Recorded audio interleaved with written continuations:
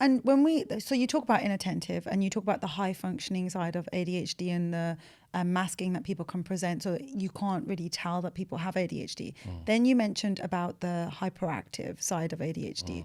How does that present? How does that show up in someone? Okay. So interestingly, it can show up quite differently in children and in adults. Okay, how? So that hyperactivity is essentially an excess energy. Okay. In children, that's normally seen outwardly, Okay. right? So that is where you get the classical physically fidgety, squirming in their seat, moving around, running around all over the place, struggling to sit down, that type of thing that you would have thought of a classical image of probably an ADHD boy. Yeah. Yeah. As an adult, that excess energy almost moves inwards. So how does that show up? So it shows up, it feels kind of like an internal restlessness. Okay. So people might describe, for example, feeling very physically restless if they have to remain still or seated. Yeah. Yeah. They might be squirming around in their seat. Some people use fidget toys. Yeah. Yeah. And some people, it's so bad that they end up making excuses to leave that work meeting, for example, to use the bathroom, just to stretch their legs. It almost feels uncomfortable. The other form of that is what's known in research as excessive mind wandering, which is extremely common in ADHD, and it's not part of the diagnostic criteria. Okay. Where people describe essentially feeling that their mind can't switch off.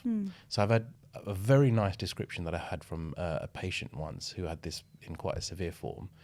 They said it feels like there's 3 TV channels on, 2 radio channels on, and I don't have the remote control for any of them. Wow.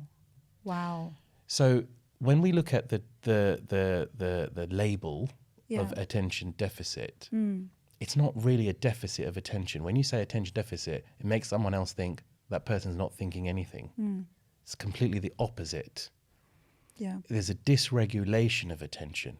So they're not homing their attention appropriately, and their attention is dispersing in 10 different things all at once. Yeah. And if you have that going on, it's very hard to sustain focus on one thing at a time. Yeah.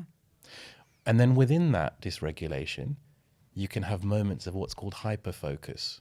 Okay. And what is hyperfocus? So hyperfocus is when someone might latch onto a task or a topic that particularly interests them. Yeah.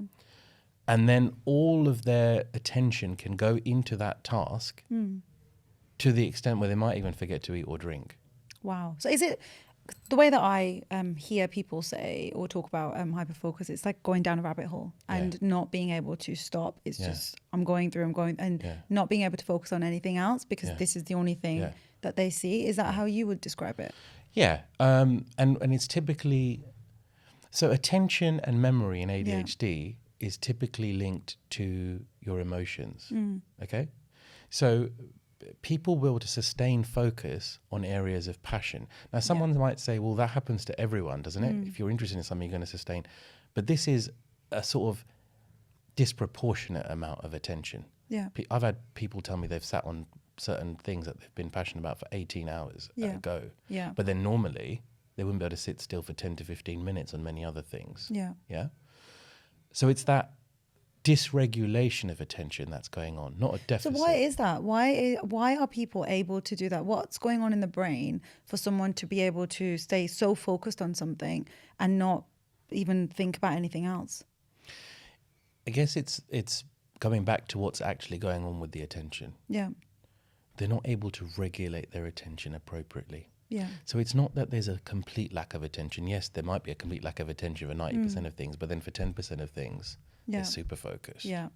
Yeah. Because So I often hear people say when there's something stimulating for them, they'll be hyper-focused on it. Yeah. And people talk about hyper-focus being a superpower or hyper-focus allowing them to get work done. Yeah. So it feels like that's what hyper-focus people see as a good thing as well. Yeah. But from your opinion, how do you see it? So I've spoken about this as a superpower in another video, and there was a lot of comments about this. Okay. So I think this is a good time to probably address that.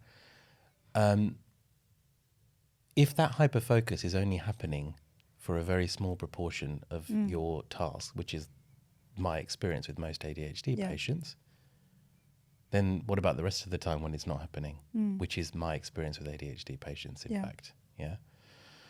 So those periods are generally very short-lived. Yeah. For the majority of patients, there's so much problem with sustaining attention on tasks for the majority of things. It is causing a problem, and that's when you should have it looked at.